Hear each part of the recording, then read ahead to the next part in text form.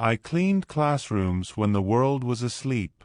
But in my heart, I dreamed of standing in front of a class, as a teacher.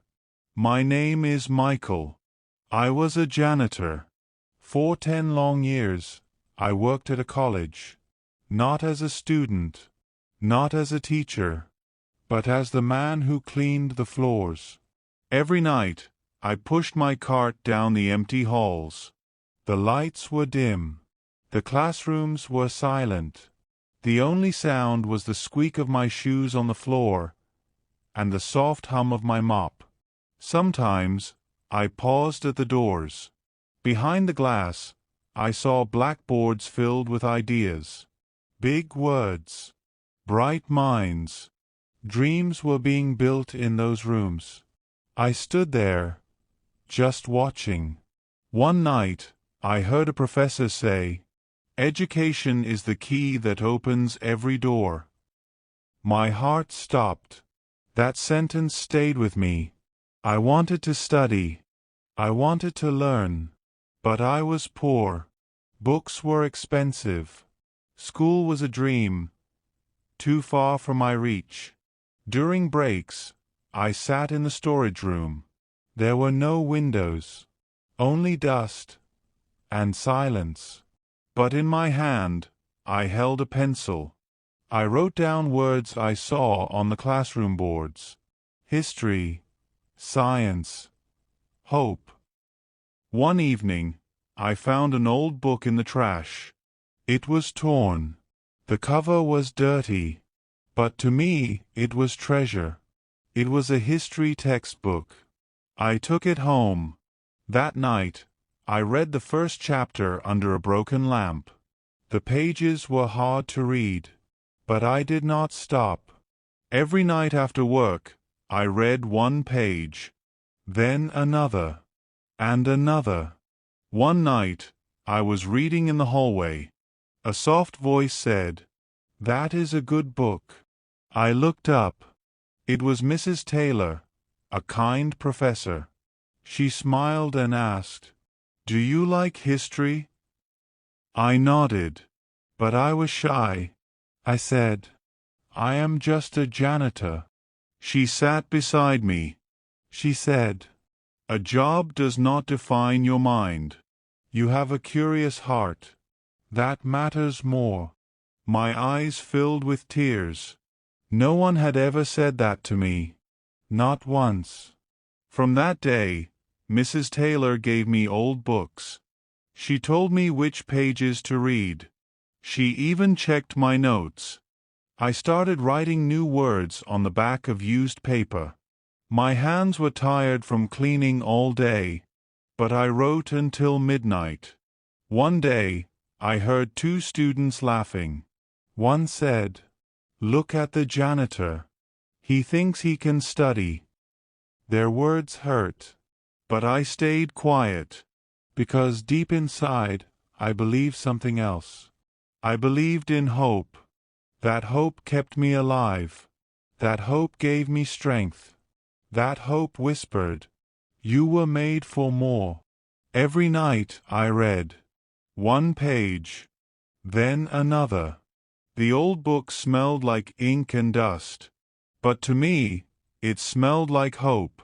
I started keeping a small notebook in my pocket. During breaks, I wrote new words. Words like freedom, knowledge, future.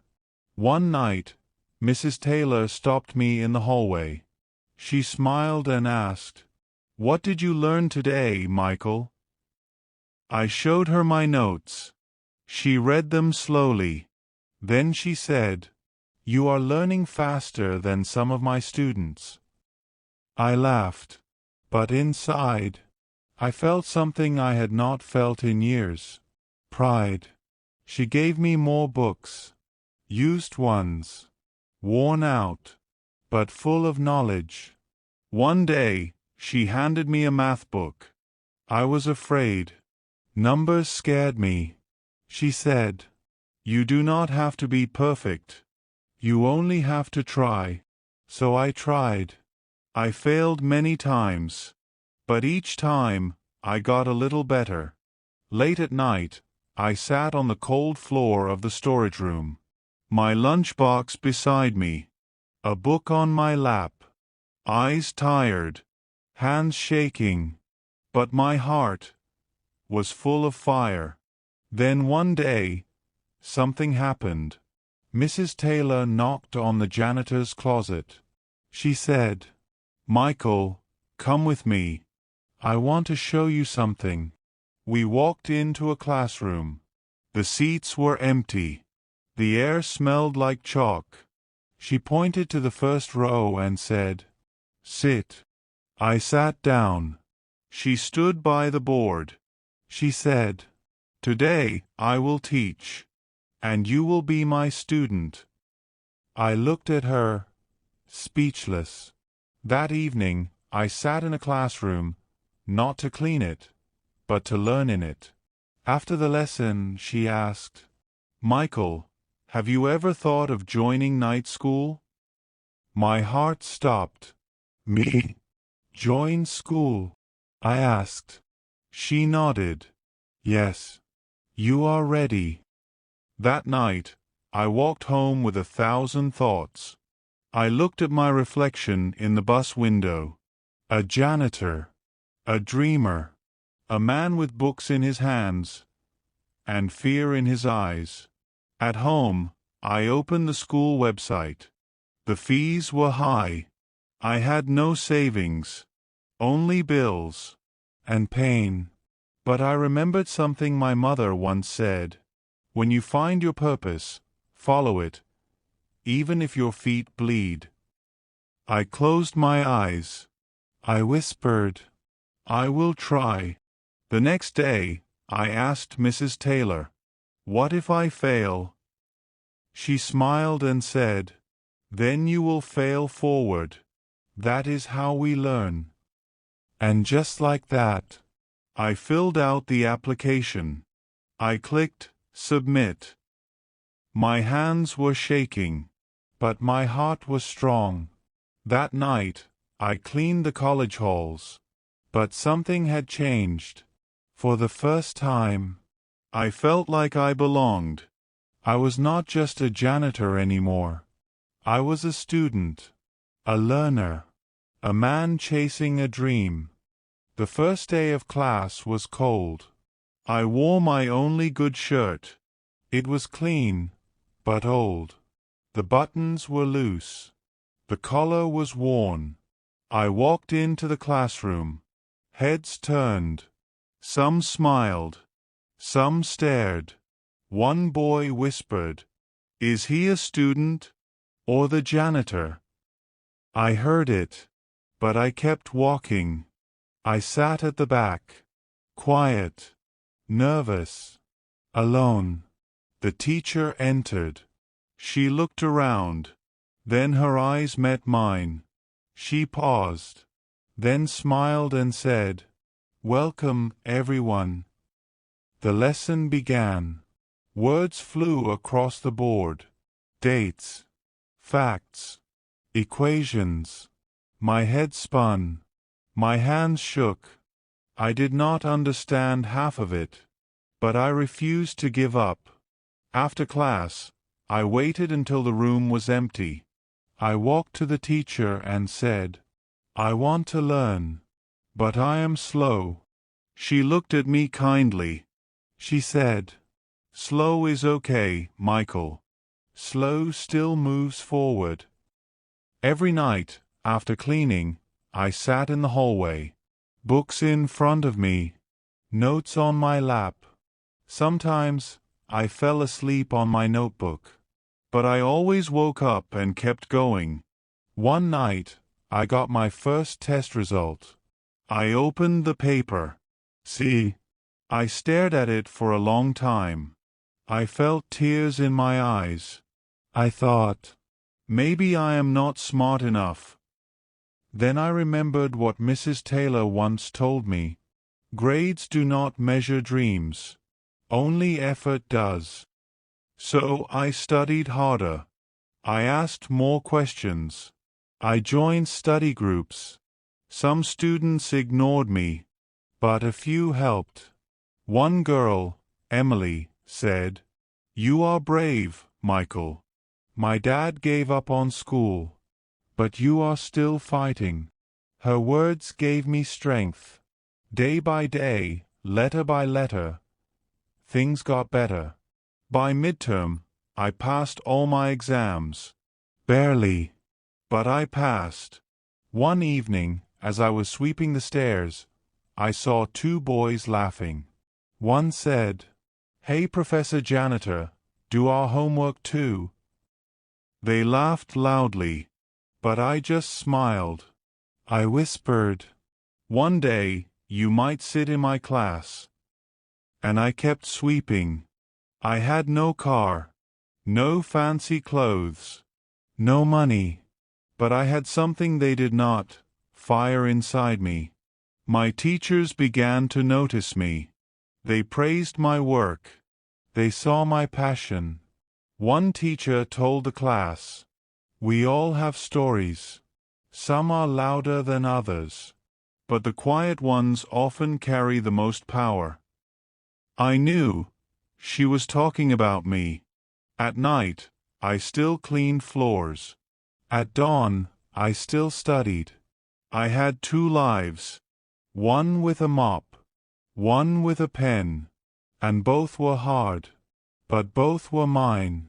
I was tired, but proud, because step by step, page by page, the janitor was becoming a scholar. The sun was still down. Michael walked through the empty halls. His hands were cold. His eyes were tired. He placed his books on the janitor's cart. That was his daily routine. Clean first, study later. But that morning, something happened. As he was mopping near the entrance, a tall man walked in. He wore a black coat. He had gray hair.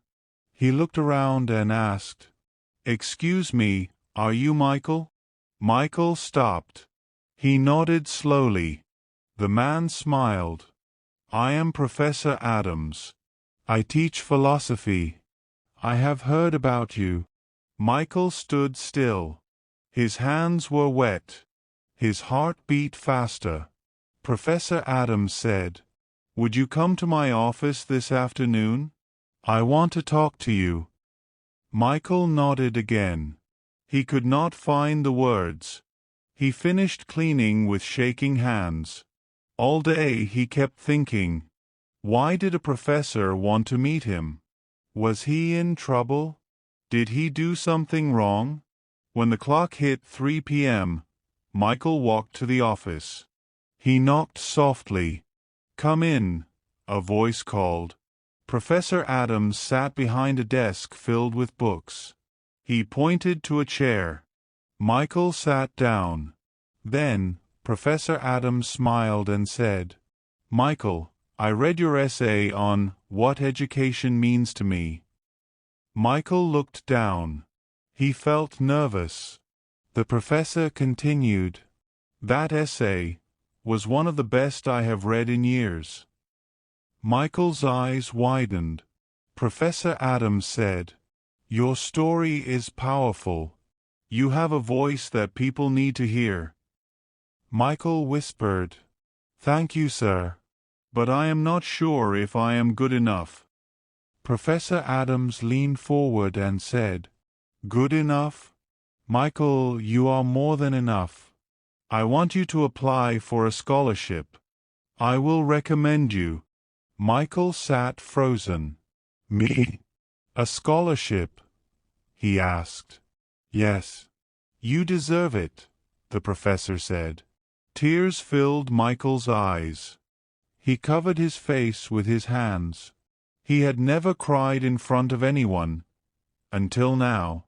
He said, "No one has ever said that to me before." The professor smiled gently. "Then let this be the first of many."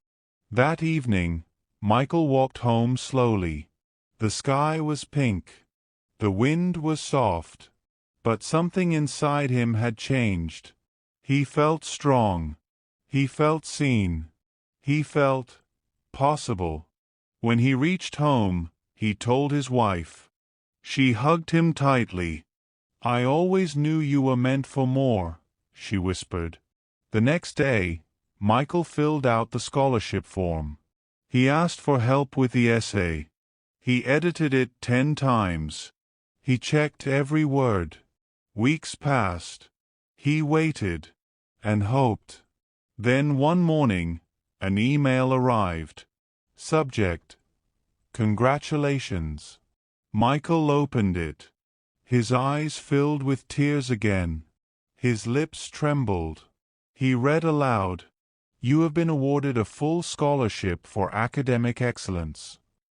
He dropped to his knees. His wife ran to him. "You did it, Michael." He looked up, smiled, and said, "No, we did it." Michael stepped into the big lecture hall. He wore a neat shirt and a tie. His heart beat fast.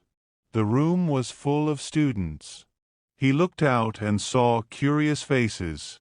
Some smiled. Some whispered. Some looked surprised. Michael took a deep breath. He thought, "This is the moment I dreamed of." He walked to the front. He opened his notes. He started to speak. "Good morning, everyone. My name is Michael," he said. "I am your new professor." The students listened carefully. Michael's voice was steady. His words were clear.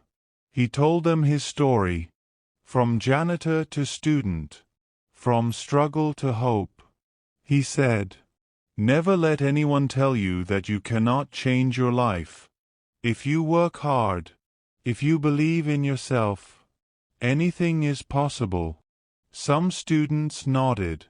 Some wiped tears. Many smiled. After class, a young man came up. He said, "Professor Michael, your story inspired me. I want to work hard like you."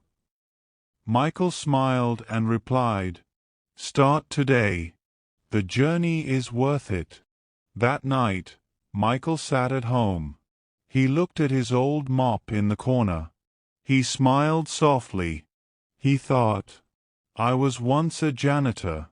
Now I am a professor.